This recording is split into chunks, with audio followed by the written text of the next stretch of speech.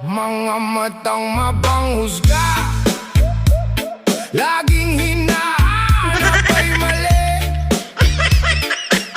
Konting galaw mo lang napapansin lagi.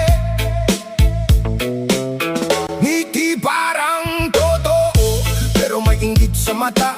Pag ikaw ay nakatalikod, doon lalabas masama.